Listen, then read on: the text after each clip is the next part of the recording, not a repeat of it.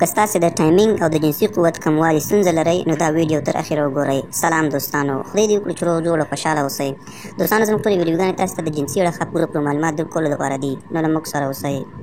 دوستانو په نننۍ ویډیو کې به زه تاسو ته داسې یو نسخه ښیم چې د دې په استعمال سره به ستاسې جنسي قوت دونه ډېر شي که تاسې په یو شپه کې 3 یا 4 وارې هم کوروالی کوئ نو تاسو ته به هېڅ ستونزه نه وي او تاسې به هېڅ ژر انزالېږئ هم نه. او که ستاسې د ټایمینګ مشکل وي یعنې ژر انزالېږئ،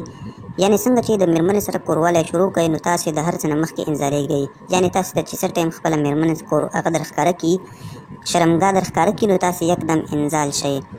ځکه زیاتره کسان داسې دي چې هغوی په ځوانۍ کې موټکې وهلې وي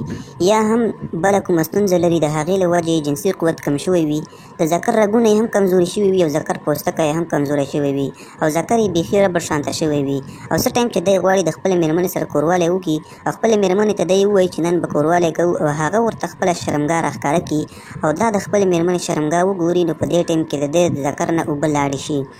ذکر یې رانیغ شوی هم نه وي خو د ده ذکر نه اوبه لاړې شي او ده ته هېڅ مزه نه ورکوي او دی د ژوند نه تنګ شوی ځکه وي چې دی کوروالي کولو نه مخکې انزالېږي نو بیا چې څه ټایم کوروالی کوي نو هېڅ مزه نه ورکوي او د کوروالي په دوران کې ذکر بیرته مړاوی شي.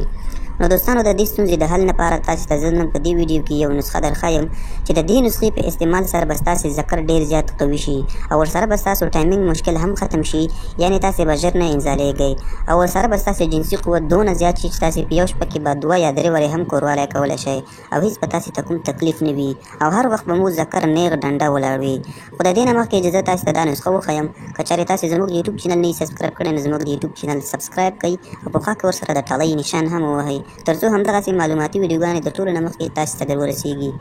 دوستانو نن سبا زیاتره کسان داسې دي چې هغوی جنسي مشکلات ډېر زیات وي، چاته د ملا د درد تکلیف وي، چاته د ذکر د کوچنیوالي تکلیف وي، چاته د ذکر د ربړوالي تکلیف وي، چاته د ژر انزالۍ ستونزه وي، چاته جنسي قوت کموالي ستونزه وي، یعنې هغه چې یو وار سیکس وکړي نو بیا په دوهمه شپه هم سیکس نشي کولی. نو دوستانو تاسې به داسې وکړئ چې څه ټایم تاسې کوروالی کوئ نو د هغې نه بعد به تاسې دا نسخه خورئ.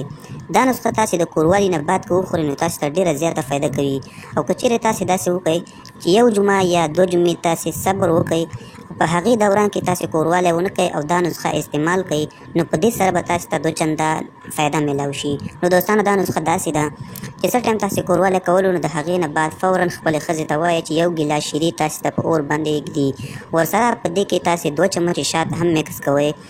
او ورسره دې سره تاسې باید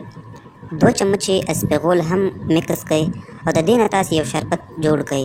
یعنې تاسې 3 واړه شیان سره میکس کړئ او دا فوري وڅښئ، یعنې څومره زر چې کولی شئ د کوروالي نه بعد یې وڅښئ او که تاسې په همداسې ټایم کې استعمالوئ یعنې د کوروالي نه بغیر نو بیا بیخي زیاته فایده کوي او که دوامداره یې استعمال کړئ نو بیا خو هسې هم ډېره فایده کوي. نو دوستانو نننۍ ویډیو زموږ همدې باره کې وه، که ویډیو مو خوښه شوې وي در سره لایک یې کړئ، ملګرو سره هم شریکه کړئ تر څو هغوی هم د دې ویډیو نه استفاده وکړي.